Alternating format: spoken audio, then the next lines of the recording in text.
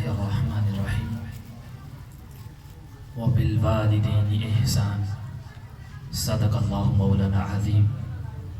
وبلغنا رسولہ النبی الکریم الامین المکین الرؤوف الرحیم ان اللہ وملائکتہ یصلون علی النبی یا ایہا الذین آمنوا صلوا علیہ وسلموا تسلیما۔ عقیدت اور محبت الفت جہد کے ساتھ نبی آخر الزماں تاجدار دو جہاں صلی اللہ علیہ وآلہ وسلم کی بارگاہ اقدس میں مل کر درود شریف کا نذرانہ پڑھ لیجیے، کوئی لب خاموش نہ رہے۔ الصلاۃ والسلام علیک یا سیدی یا رسول اللہ وعلی آلک واصحابک یا سیدی یا حبیب اللہ۔ الصلاۃ والسلام علیک یا سیدی یا نور اللہ وعلی آلک واصحابک یا سیدی یا محمد۔ بھائیہ بندے تھوڑے تھوڑے اگے آ جاؤ تاکہ پیچھے آنا لے مہمان جڑے نا آسانی نال بیٹھ جان۔ تھوڑے تھوڑے اگے ہو جاؤ، برائے مہربانی اگے آ جاؤ، تھوڑے تھوڑے اگے کافی جگہ ہے، آ جاؤ اگے ہو جاؤ۔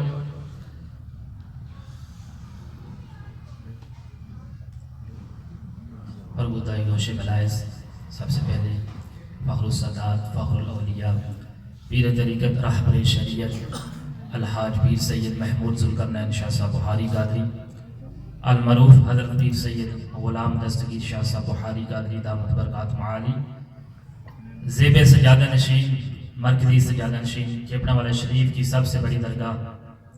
قصر عارفاں در سال کا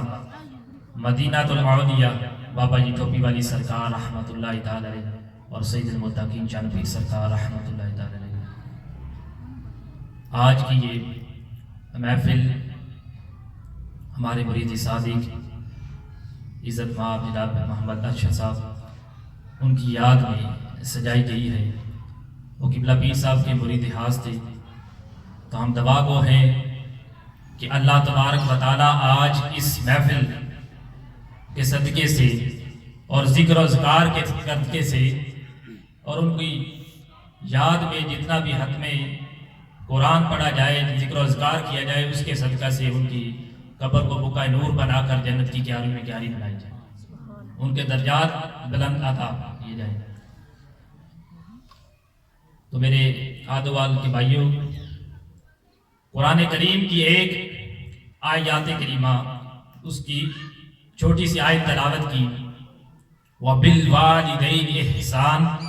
اور اپنے والدین کے ساتھ احسان کرو، کیونکہ لکھاں ساگ نے بندے دے وچ دنیا، لکھاں ساگ نے بندے دے وچ دنیا، پر نہیں کوئی ماں باپ دے ساگاں دے ساگ ورگا، پتر پاویں زمانے دا ولی ہوئے، نہیں وہ ماں باپ دے پیراں دی حق ورگا۔ حضرات، موسیٰ علیہ السلام اللہ تبارک و تعالیٰ کے حکم سے ملک شام کی جانب جاتے ہیں۔ جب آدھا سفر طے کرتے ہیں، منزل ابھی دور ہے لیکن تھک کر بیٹھ جاتے ہیں۔ جب بیٹھ جاتے ہیں تو اللہ تبارک و تعالیٰ کی عطف غیبی سے آواز آتی ہے، کریم کیا ہوا ہے؟ کہا کہ یا اللہ تھکن محسوس کر رہا ہوں، تھکاوٹ محسوس کر رہا ہوں، کوئی سواری کا بندوبست کر دیجئے۔ تو اللہ نے فرمایا، اے کریم اس طرح کرو، تھوڑا سا آدھا سفر آگے طے کرو، ایک بستی آئے گی، بستی میں اللہ کے نیک لوگ ہوں گے، ان میں سے ایک شخص ایسا ہوگا جو تیری سواری کا بندوبست کرے گا۔ تو کریم حضرت موسیٰ علیہ السلام اللہ کے حکم کے مطابق اس بستی میں جب تشریف لے جاتے ہیں اور اس شخص کو پہچان جاتے ہیں اور اسے کہتے ہیں کہ میری سواری کا بندوبست تو کرو۔ حضرات، وہ کیا کرتا ہے؟ وہ شخص اپنے ہاتھوں کو آسمان کی طرف اٹھاتا ہے اور آسمان سے بادل کا ٹکڑا نیچے آ جاتا ہے اور موسیٰ علیہ السلام اس بادل کے ٹکڑے پر بیٹھ کر اپنے باقی کا منزل سفر ملک شام پہنچ جاتے ہیں۔ جب ملک شام پہنچتے ہیں تو پھر اللہ تبارک و تعالیٰ کی بارگاہ اقدس میں عرض کرتے ہیں، الہی یہ کیا عجیب بات ہے، ایک ادنا سا بندہ ہے، اتنا کم ظرف ہے، کمزور ہے، اس کو اتنی طاقت قدرت عطا کی ہے، آخر اس کی وجہ کیا ہے؟ فرمایا عطف غیبی سے پھر آواز آئی، اے کریم اس شخص کو قدرت و طاقت اس وجہ سے عطا کی گئی، یہ اپنے والدین کا ادب و احترام کرتا تھا، اپنے والدین کی خدمت کرتا تھا۔ اب جب یہ ہاتھ اٹھاتا ہے تو بادل کا ٹکڑا بھی آسمان سے نیچے آ جاتا ہے، یہ سب اس کے والدین کی خدمت کی بدولت یہ صلہ ملا ہے۔ حضرات، والد تو وہ ہستی ہے جب بوڑھے ہو جاتے ہیں تو امتحان تو پھر ہمارا آتا ہے، جب ہم ان کو اپنی کسی چیزوں کو چھیڑنے نہ دیں، اگر وہ چاہیں ہمارے سامان کو، ہمارے مال کو ہاتھ لگائیں تو ہم برا منا جاتے ہیں، اگر تو یہ بڑی آزمائش ہوتی ہے، بڑا امتحان ہوتا ہے، اور بندے کا اصل امتحان اس وقت شروع ہوتا ہے جب وہ بوڑھے ماں باپ کی خدمت کرتا ہے۔ ایک شخص حضور کی بارگاہ میں آیا، کہنے لگا یا رسول اللہ صلی اللہ علیہ وآلہ وسلم، میرا بیٹا جو ہے وہ اپنے چیزوں کو مجھے چھیڑنے نہیں دیتا۔ تو حضور نے اس بیٹے کو طلب کر لیا اور فرمایا کہ تیرا باپ تیرے بارے میں یہ شکایت کر رہا ہے کہ تو اس کے مال کو چھیڑنے نہیں دیتا، آخر اس کی وجہ کیا؟ تو وہ کہنے لگا کہ یا رسول اللہ صلی اللہ علیہ وسلم، ان کی عمر جو ہے بڑی ہو گئی ہے، یہ والد اب بوڑھے ہو چکے ہیں، ان کی عمر لمبی ہو گئی ہے، لہذا ان کی کچھ سمجھ میں نہیں آتا، اس طرح کے الفاظ جو اس نے کہے۔ تو کریم آقا علیہ السلام نے پھر وہ تاریخی جملہ فرمایا کہ وَأَنْتُ وَمَالُكَ لَأَبِيهِ،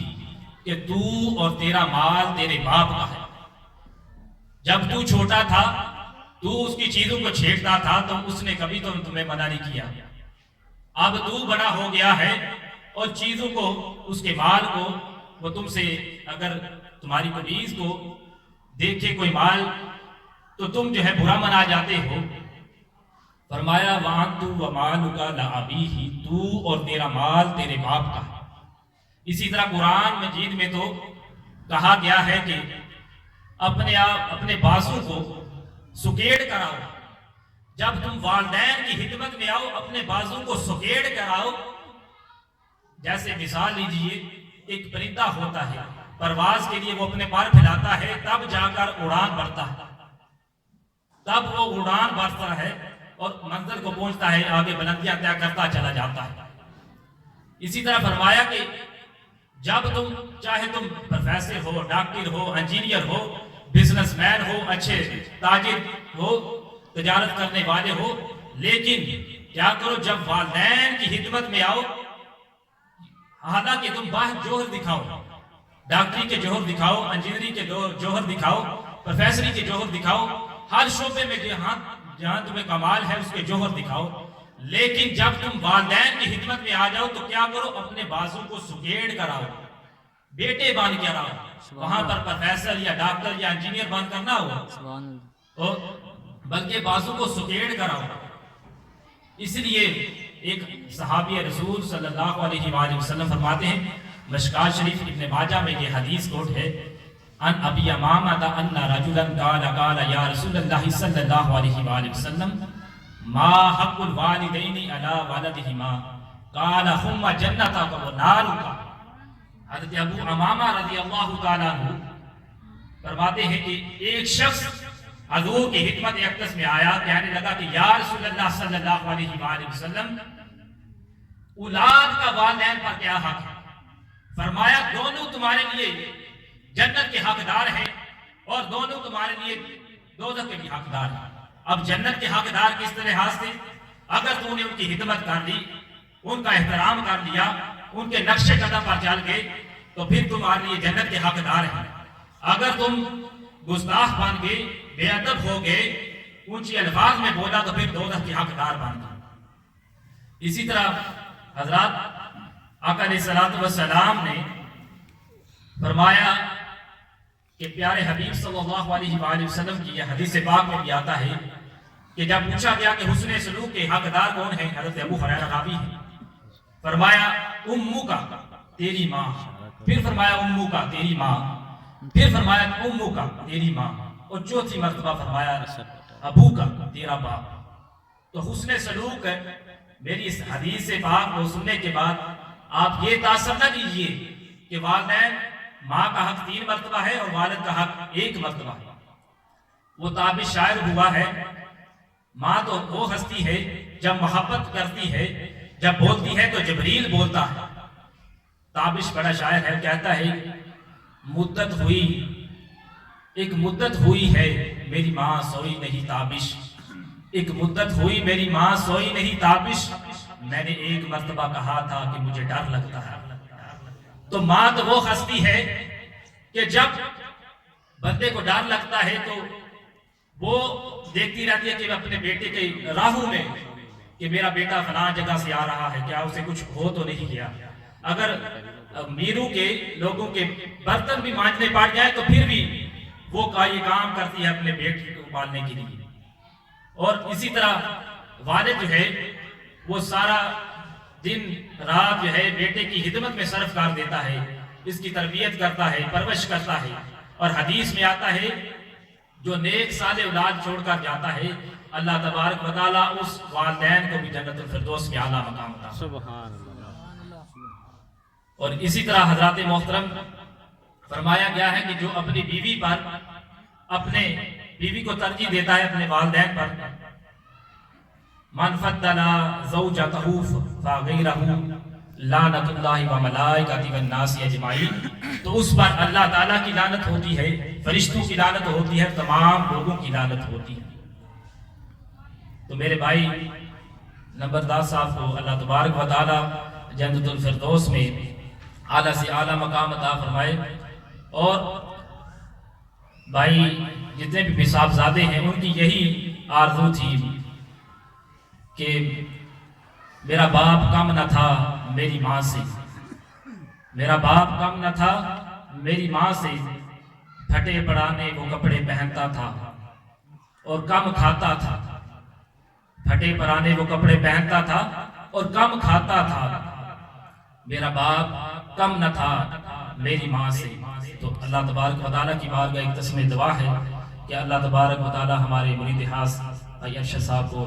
جنت الفردوس میں اعلیٰ سے اعلیٰ مقام عطا فرمائے۔ آمین وما علینا الا البلاغ المبین۔